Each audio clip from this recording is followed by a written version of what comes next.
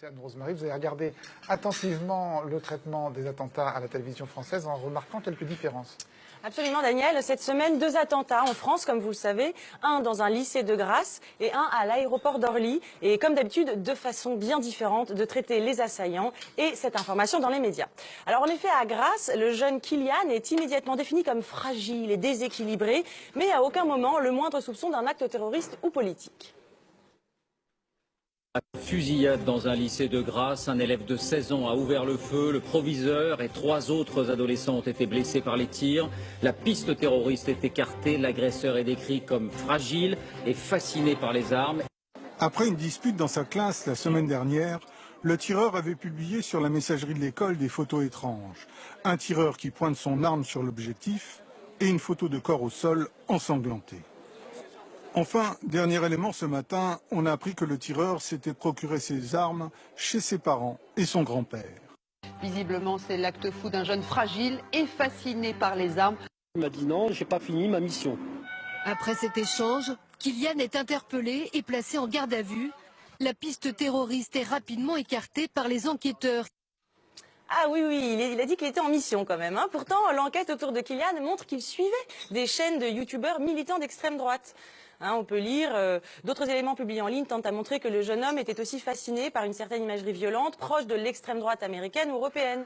On apprend aussi qu'il jouait à un jeu vidéo assez original où l'idée c'est de buter tout le monde dans la rue. Un jeu édité par le studio polonais Destructive Creations, suspecté de sympathie envers un groupe néo-nazi et qui a bénéficié du soutien du mouvement Gamergate et des sympathisants masculinistes et conspirationnistes. L'article du Point est d'ailleurs particulièrement édifiant à ce sujet. D'un point de vue psychanalytique, on peut carrément parler de déni, puisque le chapeau de l'article dit « Les rares activités du jeune homme de 17 ans sur les réseaux sociaux esquissent une personnalité fragile et inquiétante, mais aucune motivation politique. » Alors qu'à l'intérieur même de l'article, des éléments nous montrent que le jeune Kylian baigne dans un univers radical, puisque c'est le fils d'un conseiller municipal élu sur la liste FN, on peut quand même parler de radicalité dans le cas du FN, et on apprend aussi qu'il dessinait des croix gammées sur ses cahiers. C'est quand même un peu politique radical, non? Pourtant, ni le père ni le grand-père du jeune homme n'ont été placés en garde à vue, bien que les armes leur appartiennent, contrairement à la famille de Zied Ben Belkacem, tué à Orly après avoir tenté de voler une arme à des militaires. Là, moins de 10 heures après les faits, France 2 n'a aucun problème pour dire qu'il s'agit d'un acte terroriste. Il avait effectué plusieurs séjours en prison. En 2013, à la maison d'arrêt d'Ony, il est signalé comme pouvant s'être radicalisé.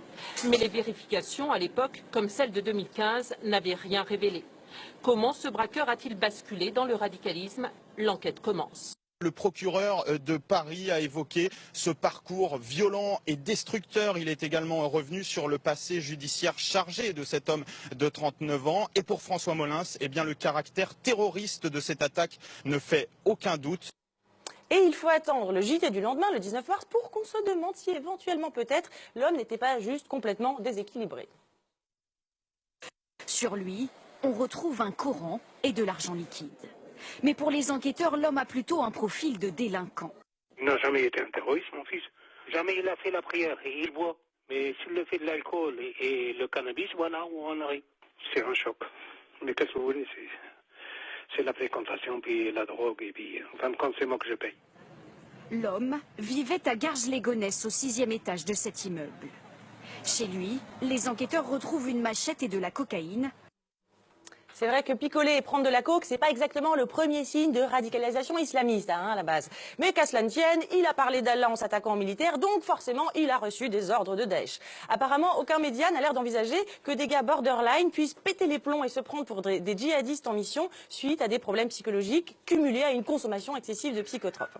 D'ailleurs, dans le cas de l'attaque de Charleston ou de la mosquée au Québec, le jeune blanc, vous avez vu, a été soigneusement arrêté, bien qu'il ait tué et ou blessé plusieurs personnes, alors que, comme dans toutes les attaques perpétrées par des supposés terroristes islamistes, qu'il y ait des blessés ou pas, on tue directement l'agresseur, c'est quand même plus sûr et ça serait dommage de le laisser vivre. Bref, cette semaine, tout s'est déroulé absolument normalement au pays de l'égalité, de la liberté et de la fraternité. Le seul événement troublant de ces derniers jours, et je finirai là-dessus, étant cette sortie de Le Pen pendant le grand débat de la présidentielle.